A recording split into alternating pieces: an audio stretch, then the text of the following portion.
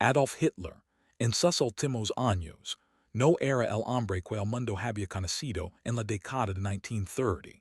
El líder que había cautivado a las multitudes con discursos interminables, que había proyectado una imagen de energía difusa de voluntad sobrehumanas, se había convertido en una sombra temblorosa. Su mano izquierda temblaba incontrolablemente. Su piel se había vuelto de un color amarillo grisáceo. Sus ojos, antes penetrantes y intensos, a menudo estaban desenfocados y inyectados en sangre. Caminaba encorvado, arrastrando la pierna izquierda.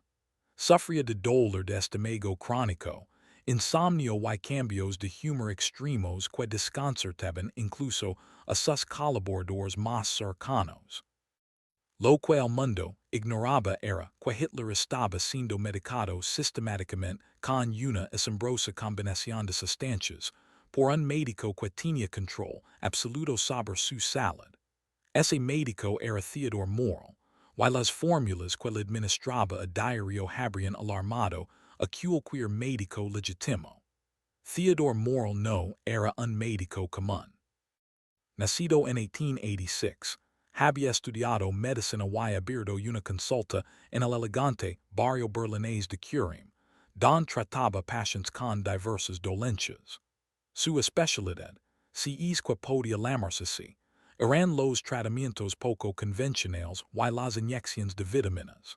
Se labró una reputación entre la élite social berlinesa, aunque muchos en el estamento médico lo veían con recelo. Tenía sobrepeso, una higiene personal deficient y sus métodos, en el mayor de los casos, se consideraban questionables.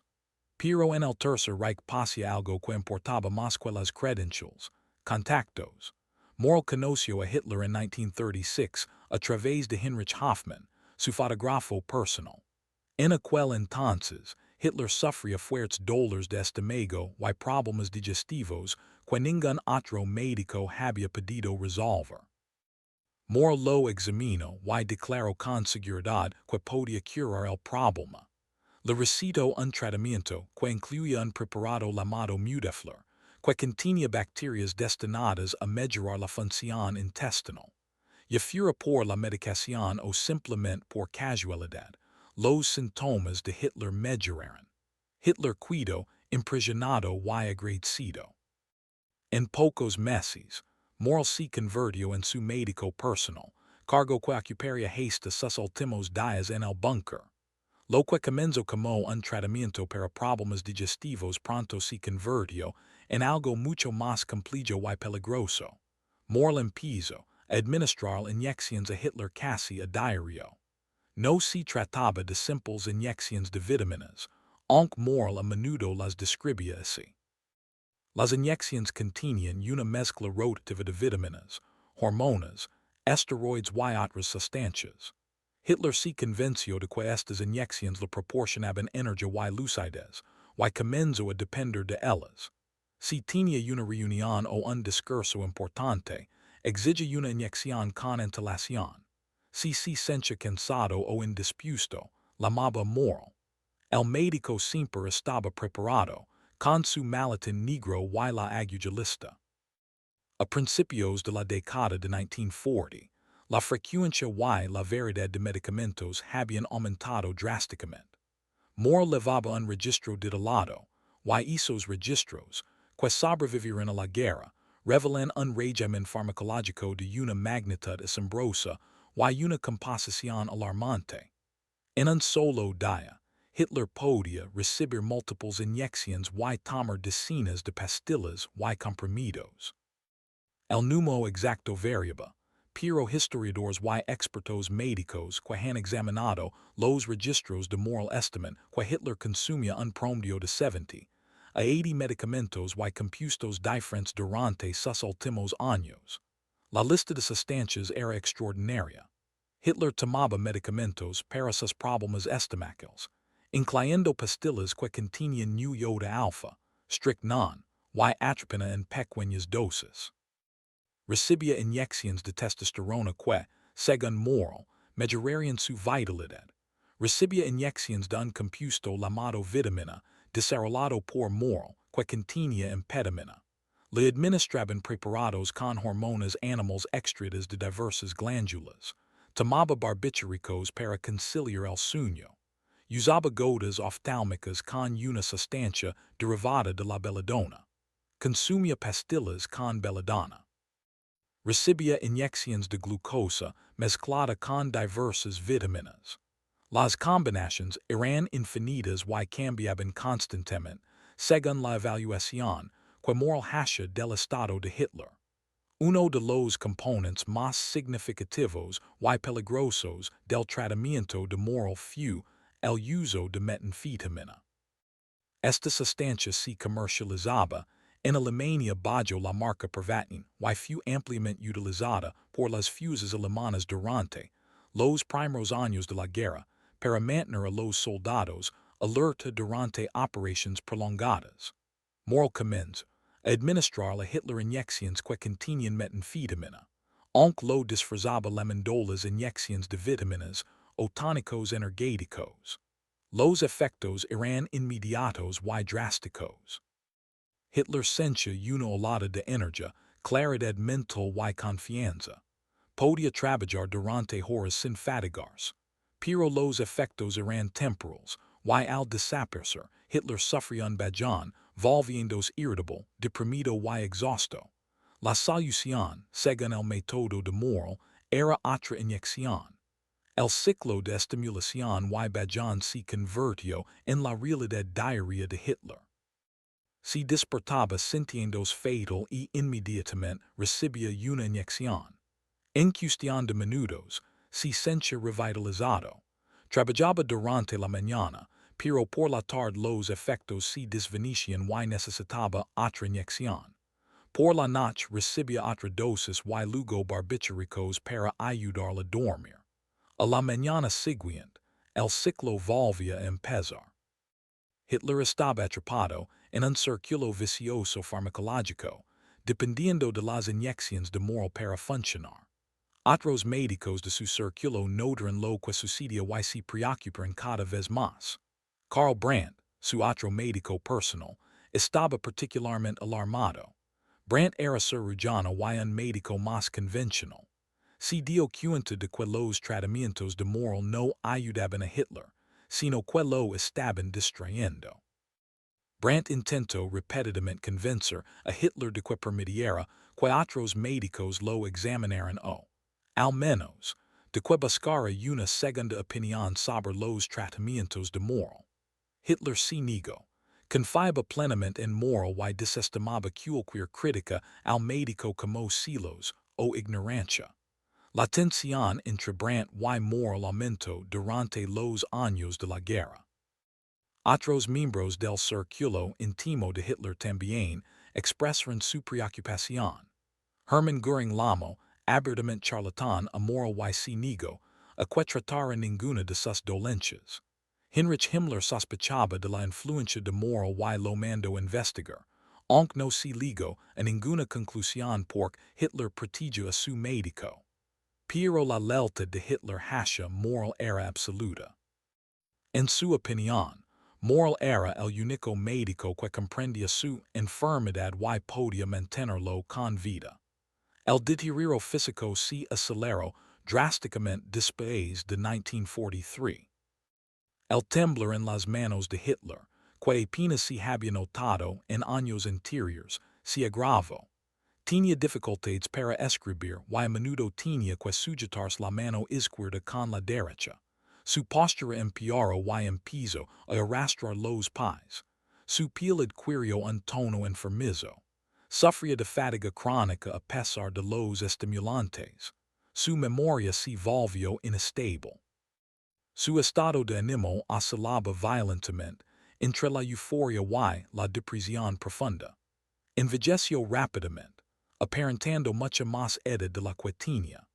Expertos médicos modernos que han revisado los registros de Morell y examinado grabaciones y fotografías de Hitler de este periodo han ofrecido diversos diagnósticos.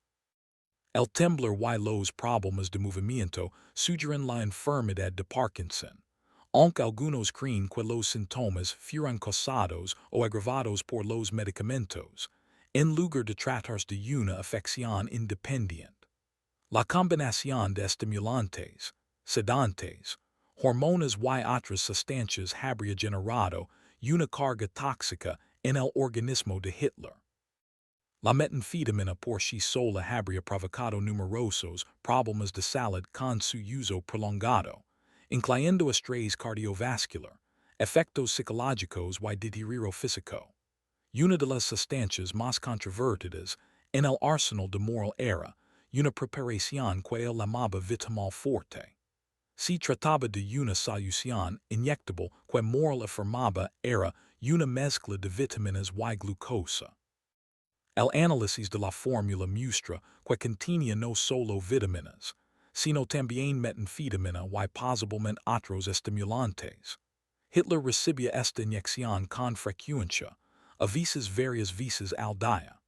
El efecto inmediato era un aumento de energía y una mejora del estado de ánimo, pero las consecuencias a largo plazo eran graves. El consumo de metanfetamina provoca una disminución de la dopamina en el cerebro, lo que conlleva depresión, deterioro cognitivo y una mayor dependencia de la sustancia para sentirse normal. Morell también le administró a Hitler inyecciones de una sustancia extraída de vesículas seminales y próstatas de animales, alegando que mejoraría su vitalidad y función sexual. Esto se basaba en teorías cuestionables sobre la terapia hormonal sustitutiva, populares en ciertos círculos de la época, pero sin fundamento científico sólido. Hitler recibía estas inyecciones con regularidad, creyendo que la ayudaban a mantener su fuerza y sus capacidades de liderazgo. El impacto de este régimen farmacológico en la toma de decisiones de Hitler durante la guerra es imposible de cuantificar con precisión, pero sin duda fue significativo. Los historiadores militares han señalado que las decisiones estratégicas de Hitler se volvieron cada vez más erráticas y alejadas de la realidad a medida que avanzaba la guerra. Se obsesionaba con detalles insignificantes y ignoraba los problemas mayores. Tomaba decisiones basadas en la intuición o en ilusiones, en lugar de en la realidad militar. Se enfurecia con los subordinados que le traían malas noticias. Se negaba a aceptar que Alemania estaba perdiendo la guerra, insistiendo en que la victoria aún era posible solo con fuerza de voluntad. Algunos de estos comportamientos pueden atribuirse a la personalidad y ideología de Hitler, pero los medicamentos fueron, sin duda, un factor determinante. Se sabe que el consumo de metanfetamina causa paranoia, grandiosidad, juicio alterado y disconexión con la realidad. La combinación de estimulantes durante el día y sedantes por la noche habría alterado los patrones normales de sueño y la función cognitiva. Las inyecciones de hormonas y otras sustancias habrían generado estrés físico y psicológico adicional. Hitler intentaba dirigir una guerra en un estado constante de intoxicación farmacológica. Para 1944, la salud de Hitler se había deteriorado hasta tal punto que era evidente para todos a su alrededor que algo andaba muy mal. Tras el atentado de julio de ese año, cuando una bomba explodó en una sala de conferencias, pero no logró acabar con su vida, la salud de Hitler empeoró aún más. Su temblor se hizo más pronunciado. La explosión dañó su audición. Su paranoia se intensificó. A pesar de todo, Morell continuó con sus tratamientos, ajustando las mezclas, pero sin cambiar fundamentalmente el enfoque. Otros médicos intentaron intervenir. Tras el atentado, el otorrinolaringólogo de Hitler, el Dr. Erwin Geising, lo trató por la lesión en sus tímpanos. Durante el proceso, Geising se percató de la magnitud del régimen de medicación de Morell y quedó horrorizado. Intentó convencer a Hitler de que los tratamientos de Morell eran perjudiciales y potencialmente responsables de muchos de sus síntomas. Hitler lo escuchó, pero finalmente volvió a apoyar a Morell. Gizing few finalmente destituido de su cargo como médico de Hitler. Karl Brandt hizo un último intento por destituir a Morell. Recopiló pruebas de las prácticas questionables de Morell y se las presentó a Hitler, argumentando que el médico era incompetente y que posiblemente incluso le estaba haciendo daño. La respuesta de Hitler fue destituir a Brandt de su cargo y prohibir el acceso a su entorno. Morell había ganado por completo. Había aislado a Hitler de otras opiniones médicas y mantenido un control absoluto sobre su atención médica. El contenido de las inyecciones de Morell seguía siendo un misterio para la mayoría de las personas cercanas a Hitler. El médico era muy reservado respecto a sus fórmulas, alegando que eran mezclas patentadas que había desarrollado a lo largo de años de investigación. En realidad, muchas de las sustancias eran productos comerciales que simplemente combinaba de diversas maneras. Otras eran brebajes que él mismo preparaba con un control de calidad questionable. La falta de transparencia significaba que nadie podía evaluar correctamente lo que se le administraba a Hitler ni objetar ingredientes específicos. En los últimos meses de la guerra, mientras Hitler se refugiaba en su búnker de Berlín, Morell continuó con sus tratamientos. Para entonces, Hitler estaba físicamente destrozado, apenas podía caminar. Le temblaban tanto las manos que tenía dificultad para comer, sufría graves problemas digestivos, experimentaba episodios de mareo y desorientación. Su piel tenía un aspecto grisáceo y enfermizo. Persia décadas mayor que sus 56 años. Y aún así, Morell seguía administrando las inyecciones, afirmando que mantenían a Hitler con vida y funcional. La última vez que Morell via a Hitler fue el 21 de abril de 1945, pocos días antes del final. Hitler finalmente lo despidió, no porque hubiera perdido la fe en el médico, sino porque la situación en Berlín se había vuelto insostenible y Morell necesitaba evacuar. Morell abandonó el búnker con sus registros y sus suministros médicos. Poco después, fue capturado por las fuerzas estadounidenses y interrogado exhaustivamente sobre su tratamiento a Hitler. Los interrogatorios, junto con los registros que se conservan de Morell, proporcionaron la imagen detallada que hoy tenemos de la pesadilla farmacéutica que fue la atención médica de Hitler. Los médicos modernos que han revisado las pruebas coinciden en su evaluación. El tratamiento de Morell a Hitler fue una negligencia médica a gran escala. La enorme cantidad y variedad de medicamentos habría sido peligrosa para cualquiera.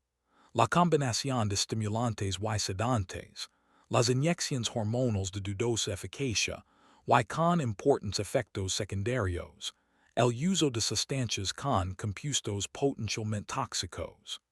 Todo ello conformó un régimen activamente perjudicial en lugar de terapéutico. La pregunta que historiadores y expertos médicos siguen debatiendo es si Morell sabía que estaba perjudicando a Hitler o si creía sinceramente que sus tratamientos le ayudaban. Las pruebas sugieren una combinación de ambos. Morell no era un médico especialmente hábil ni experto. Creía en tratamientos poco convencionales y estaba dispuesto a experimentar.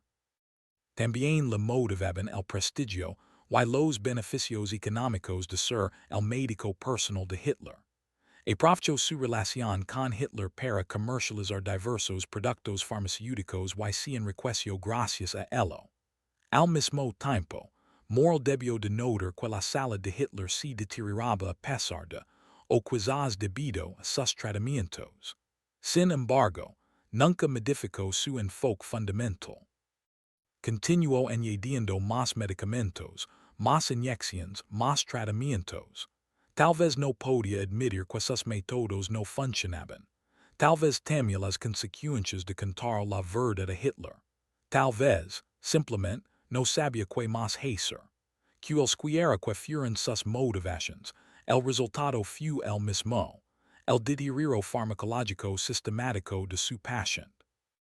La tragedia, desde una perspectiva histórica, reside en que el diario de la salud de Hitler pudo haber influido en el curso de la guerra. Si Hitler hubiera pensado con mayor claridad, habría tomado mejores decisiones militares. Habría estado más dispuesto a escuchar a sus generales.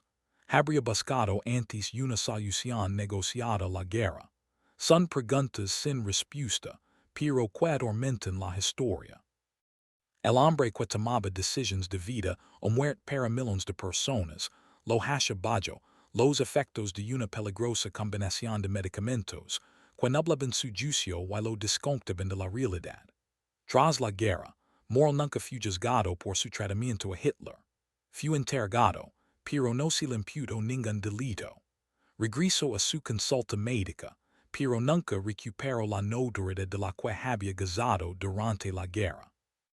Hasta su muerte, sostuvo que sus tratamientos habían sido adecuados y beneficiosos para Hitler. Otros médicos que habían presenciado su trabajo discrepaban vehementemente, pero Morell jamás reconoció culpa alguna. La historia de Hitler y su médico es una advertencia sobre los peligros de la autoridad médica sin control, los riesgos de mezclar medicina y poder, y las consecuencias de rodearse de personas que nunca dicen no. Hitler eligió a Morell porque le decía lo que quería y le daba lo que exigía. El resultado fue un experimento farmacéutico que destruyó su salud y que pudo haber cambiado el curso de la historia. Los 74 medicamentos, las inyecciones diarias, las mezclas tóxicas. Todo ello se combinó para crear un líder física y mentalmente debilitado durante los años más críticos de la guerra. Y el médico que lo administró todo llevó un registro meticuloso, sin cuestionarse jamás si lo que hacía beneficiaba o perjudicaba al hombre más peligroso del mundo.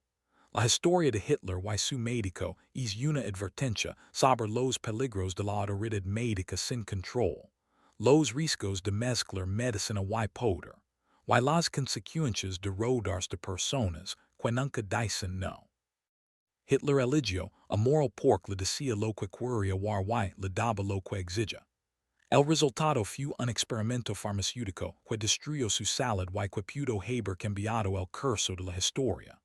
Los 74 medicamentos, las inyecciones diarias, las mezclas tóxicas. Todo ello se combinó para crear un líder física y mentalmente debilitado durante los años más críticos de la guerra. Y el médico que lo administró todo llevó un registro meticuloso, sin cuestionarse jamás si lo que hacía beneficiaba o perjudicaba al hombre más peligroso del mundo. La historia de Hitler y su médico es una advertencia sobre los peligros de la autoridad médica sin control, los riesgos de mezclar medicina y poder, y las consecuencias de rodearse de personas que nunca dicen no. Hitler eligió a Morell porque le decía lo que quería y le daba lo que exigía. El resultado fue un experimento farmacéutico que destruyó su salud y que pudo haber cambiado el curso de la historia. Los 74 medicamentos, las inyecciones diarias, las mezclas tóxicas. Todo ello se combinó para crear un líder física y mentalmente debilitado durante los años más críticos de la guerra. Y el médico que lo administró todo llevó un registro meticuloso, sin cuestionarse jamás si lo que hacía beneficiaba o perjudicaba al hombre más peligroso del mundo.